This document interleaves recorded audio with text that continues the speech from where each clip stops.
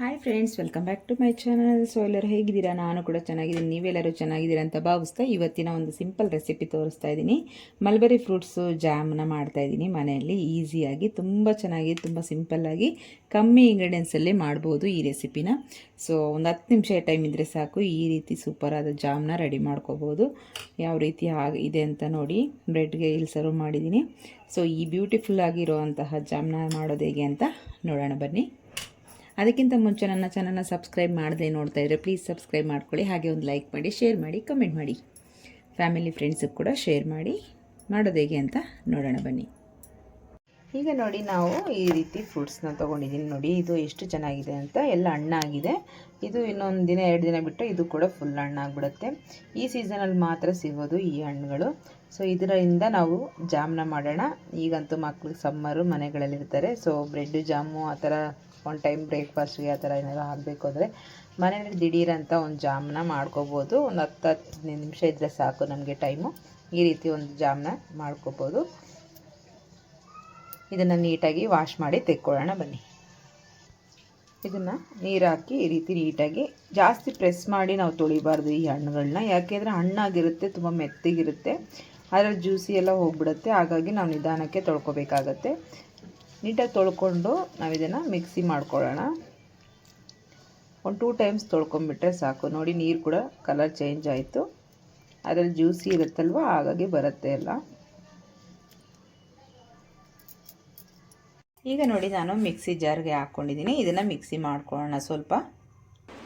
ಈಗ ನೋಡಿ ಈ ರೀತಿ ಮಿಕ್ಸಿ ಮಾಡ್ಕೊಂಡಿದ್ದೀನಿ.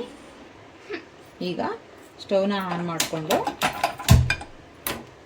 ಒಂದು ಪ್ಯಾನ್ ಇಟ್ಕೊಂಡು ಇದರಲ್ಲಿ ಸೇರಿಸ್ಕೊಳ್ಳೋಣ ರುಬ್ಬಿರೋದು.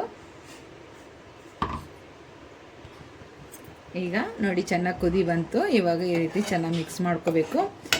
ಜಾಸ್ತಿ ಕ್ವಾಂಟಿಟಿ ಇದ್ದರೆ ಜಾಸ್ತಿನೇ ಜಾಮ್ ಆಗುತ್ತೆ. ನಾನು ಇಲ್ಲಿ ಸ್ವಲ್ಪ ಆಗಿರೋದ್ರಿಂದ ಒಂದು ಸ್ವಲ್ಪ ಆಗುತ್ತೆ. ತುಂಬಾ ಒಂದು ಡಿಫ್ರೆಂಟ್ ಟೇಸ್ಟ್ ಕೊಡುತ್ತೆ ನಮಗೆ ಈ ಜಾಮು. ಇದಕ್ಕೆ ಯಾವುದೇ ರೀತಿ ಕಲರ್ನ ಸೇರಿಸೋ ಅವಶ್ಯಕತೆ ಇಲ್ಲ. ಅಷ್ಟು ಚೆನ್ನಾಗಿ ಇದರಲ್ಲೇ ಕಲರ್ ಕೂಡ ಇರುತ್ತೆ. ನೋಡಿ ಇದು ಚೆನ್ನಾಗಿ ಕುದೀತಾ ಬಂದಿದೆ. ಈಗ ಇದಕ್ಕೆ ನಾವು ಶುಗರ್ನ ಸೇರಿಸ್ಕೊಳ್ಳೋಣ. ನಾನಿಲ್ಲಿ ಈ ಕಪ್ಪಲ್ಲಿ ಒಂದು 3/4 ಕಪ್ಪಷ್ಟು ಶುಗರ್ನ ಸೇರಿಸಿದ್ದೀನಿ. ಜ್ಯೂಸ್ ಕೂಡ ನಮಗೆ ಇದರಲ್ಲಿ 1 ಕಪ್ಪಷ್ಟು ಜ್ಯೂಸ್ ಅಷ್ಟಿತ್ತು. ಈಗ ಇದು ಕರಗೋವರೆಗೂ ಚೆನ್ನಾಗಿ ಮಿಕ್ಸ್ ಮಾಡಿಕೊಂಡು, ಚೆನ್ನಾಗಿ ಸ್ವಲ್ಪ ನಮಗಿದು ಥಿಕ್ನೆಸ್ ಕೂಡ ಬರಬೇಕು. ಇದು ನೋಡಿ ಕಲರ್ ಎಷ್ಟು ಚೆನ್ನಾಗಿದೆ. ಇದಕ್ಕೆ ಯಾವುದೇ ರೀತಿ ಕಲರ್ ಕೂಡ ಸೇರಿಸಿಲ್ಲ, ಅಷ್ಟು ಚೆನ್ನಾಗಿ ಕಲರ್ ಬಿಟ್ಕೊಳ್ಳುತ್ತೆ.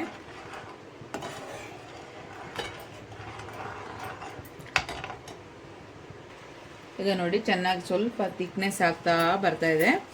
ಆ ಟೈಮ್ಗೆಲ್ಲ ನಮಗೆ ಯಾವ ಕಲರ್ ಬರ್ತಾ ಇದೆ ನೋಡಿ, ವೈನ್ ಕಲರ್ ಬರ್ತಾ ಇದೆ. ನೋಡಿ ಎಷ್ಟು ಚೆನ್ನಾಗಿ ಕಲರ್, ನೋಡಿ ಎಷ್ಟು ಚೆನ್ನಾಗಿದೆ ಅಂತ. ಇದು ಸ್ವಲ್ಪ ಗಟ್ಟಿ ಆಗ್ತಾ ಇರಬೇಕು. ಆಗಾಗ ಸ್ವಲ್ಪ ತಿರುಗಿಸ್ತಾ ಇದ್ರೆ ಸಾಕು. ಇದೇನು ತಳ ಅಂಟ್ಕೊಳ್ಳಲ್ಲ. 3 ಇಂಗ್ರೀಡಿಯೆಂಟ್ಸಲ್ಲಿ ನಾವು ಈ ರೀತಿ ಜಾಮ್ನ ತಯಾರಿಸ್ಕೋಬೋದು ಮನೆಯಲ್ಲಿ. ನೋಡಿ ಈಗ ನೋಡಿ ಸ್ವಲ್ಪ ಥಿಕ್ನೆಸ್ಸೇ ಬಂತು ನಮಗೆ. ನೋಡಿ ಈ ರೀತಿ ಒಂದು ಸೈಡ್ಗೆ ಇದು ಮಾಡಿದ್ರೆ ಒಂದು ಸೈಡ್ ಬರುತ್ತೆ. ನೋಡಿ ಈ ಥರ. ನೋಡಿ ಈ ಟೈಮಲ್ಲಿ ನಾವು ನೋಡಿ ಒಂದು ಲೆಮನ್ ತೊಗೊಂಡಿದ್ದೀನಿ. ಇದರಲ್ಲಿ ಒಂದು ಅರ್ಧ ಹೋಳಷ್ಟು ಹಾಕ್ಕೊಳ್ಳೋಣ. ನೋಡಿ ಈಗ ಒಂದು ಅರ್ಧ ಹೋಳು ಲೆಮನ್ನ ಸೇರಿಸ್ತಾ ಇದ್ದೀನಿ. ಇದು ಹಾಕೋದ್ರಿಂದ ನಮಗೆ ಜಾಮ್ ಟೇಸ್ಟ್ ಕೂಡ ಚೇಂಜ್ ಆಗುತ್ತೆ. ತುಂಬಾ ಚೆನ್ನಾಗಿ ಟೇಸ್ಟ್ ಬರುತ್ತೆ ನಮಗೆ.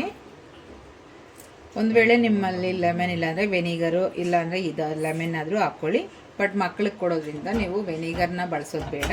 ಸೊ ಲೆಮನ್ನೇ ಹಾಕ್ಕೊಂಡ್ರೆ ತುಂಬ ಒಳ್ಳೆಯದು. ಈಗ ಇದನ್ನು ಕೂಡ ಚೆನ್ನಾಗಿ ಮಿಕ್ಸ್ ಮಾಡ್ಕೊಳ್ಳೋಣ. ಇದು ಸ್ವಲ್ಪ ಗಟ್ಟಿ ಆಗ್ತಾ ಇದೆ ಅಂದಾಗ ನಮಗೆ ಸ್ವಲ್ಪ ಲೋ ಫ್ಲೇಮ್ ಇಟ್ಕೊಳ್ಳಿ, ತುಂಬ ಚೆನ್ನಾಗಾಗುತ್ತೆ. ಇಲ್ಲಾಂದರೆ ತಳ ಬೇಗ ಇದಾಗ್ಬಿಡುತ್ತೆ, ಗಟ್ಟಿಯಾಗಿ ಸೀದೋಗೋ ಥರ ಆಗುತ್ತೆ. ಸೊ ನೀವು ಗಟ್ಟಿ ಆಗ್ತಾ ಇದೆ ಅನ್ನುವಾಗ ಸ್ವಲ್ಪ ಲೋ ಟು ಮೀಡಿಯಮ್ ಫ್ಲೇಮ್ ಇಟ್ಕೊಂಡ್ರೆ ಸಾಕಾಗುತ್ತೆ. ನೋಡಿ ಇವಾಗ ಇದು ಯಾವ ಥರ ಆಗಿದೆ ಅಂತ. ಇನ್ನು ಸ್ವಲ್ಪ ಇದಾದರೆ ಸಾಕು. ಹಾಗೆ ನಿಮಗೆ ಇದರಲ್ಲಿ ಡಿಫ್ರೆಂಟಾಗಿ ಇನ್ನೊಂದು ರೆಸಿಪಿ ಕೂಡ ತೋರಿಸ್ತಾ ಇದ್ದೀನಿ. ಮಕ್ಳಿಗೂ ಅದು ಕೂಡ ತುಂಬ ಇಷ್ಟ. ಒಂದು ಜ್ಯೂಸ್ ರೆಸಿಪಿ ಕೂಡ ತೋರಿಸ್ತಾ ಇದ್ದೀನಿ, ಯಾವ ರೀತಿ ಮಾಡೋದು ಅಂತ ಕೂಡ.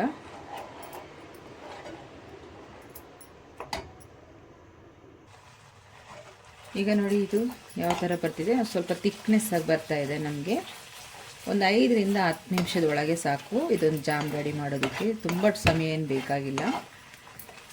ನೋಡಿ ಇದು ಈ ಥರ ಮಾಡಿದಾಗ ನಮ್ಗೆ ಅಲ್ಲಿ ಗೊತ್ತಾಗುತ್ತೆ, ಥಿಕ್ನೆಸ್ ಆಗಿ ತಳ ಬಿಡ್ತಾ ಇರುತ್ತೆ. ಆ ಟೈಮಲ್ಲಿ ಗೊತ್ತಾಗುತ್ತೆ ಗಟ್ಟಿ ಆಗ್ತಾ ಇದೆ ಅಂತ ಹೇಳಿ. ನೋಡಿ ಇದಿಷ್ಟ ಆದರೆ ಸಾಕಾಗುತ್ತೆ. ನಾವೀಗ ಸ್ಟವ್ನ ಆಫ್ ಮಾಡ್ಕೊಂಬಿಡೋಣ. ಇನ್ನು ಜಾಸ್ತಿ ಗಟ್ಟಿಯಾಗೋಗಿ ಬಿಟ್ಬಿಟ್ರೆ ಅದು ಜಾಮ್ ಫುಲ್ ಗಟ್ಟಿ ಬಂದ್ಬಿಡುತ್ತೆ. ಇಷ್ಟ ಆದಾಗ ಆಫ್ ಮಾಡ್ಕೊಂಬಿಡೋಣ. ನೋಡಿ ಈ ರೀತಿ ತಣ್ಣಗಾಗೋದಕ್ಕೆ ಬಿಟ್ಬಿಡೋಣ. ಹೀಗೆ ಇದನ್ನು ಒಂದು ಬೌಲು ಕೂಡ ಸೇರಿಸಿಡೋಣ. ನಾನಿಲ್ಲಿ ಒಂದು ಬೌಲ್ಗೆ ಸೇರಿಸ್ತಾ ಇದ್ದೀನಿ.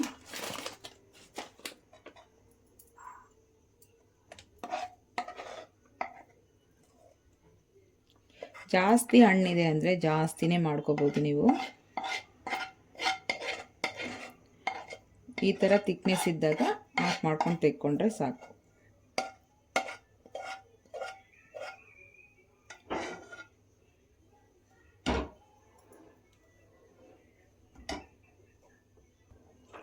ನೋಡಿ ಈಗ ಜಾಮ್ ರೆಡಿಯಾಗಿದೆ. ಇಷ್ಟು ಗಟ್ಟಿಯಾಗಿ ಬಂದಿದೆ. ನೋಡಿ ಎಷ್ಟು ಚೆನ್ನಾಗಿ ಬಂದಿದೆ ಅಂತ. ಇನ್ನೂ ತಣ್ಣಗಾಗೋಗಿ ಬಿಟ್ರು ಇನ್ನೊಂದು ಸ್ವಲ್ಪ ನಮಗೆ ಗಟ್ಟಿಯಾಗಿ ಬರುತ್ತೆ. ಈಗ ಇದನ್ನು ಒಂದು ಬ್ರೆಡ್ಗೆ ಹಾಕ್ಕೊಂಡು ನೋಡೋಣ ಯಾವ ಥರ ಆಗಿದೆ ಅಂತ ಹೇಳಿ. ನೋಡಿ ಎಷ್ಟು ಚೆನ್ನಾಗಾಗಿದೆ ಅಂತ. ಕಲರ್ ಕೂಡ ಅಷ್ಟೇ, ನಾವು ಯಾವುದೇ ರೀತಿ ಕೆಮಿಕಲ್ ಆಗಲಿ ಪೌಡರ್ಸ್ ಆಗಲಿ ಇಲ್ಲ ಕಲರ್ ಪೌಡರ್ ಏನೂ ಹಾಕಿಲ್ಲ, ಇದ್ರದ್ದೇ ಸಾಕಾಗುತ್ತೆ. ಅಷ್ಟು ಚೆನ್ನಾಗಿ ಕಲರ್ ಇರುತ್ತೆ ನೋಡಿ.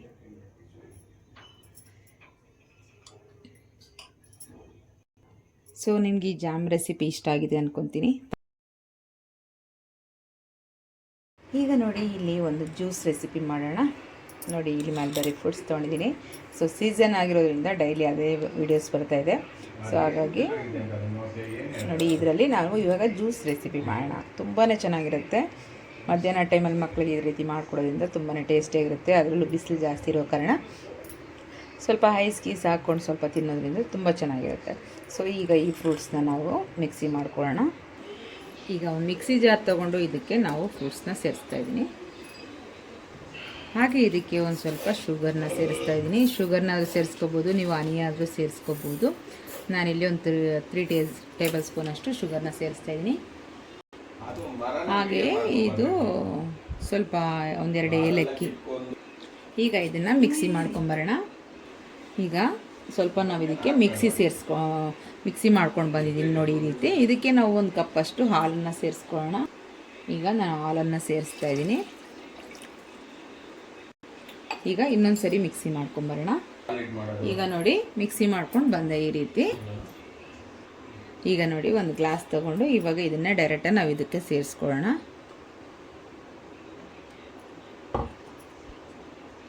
ಈಗ ಇದೇ ಜ್ಯೂಸ್ಗೆ ನಾವು ಸ್ವಲ್ಪ ಐಸ್ ಕ್ರೀಮ್ನ ಸೇರಿಸ್ಕೊಳ್ಳೋಣ.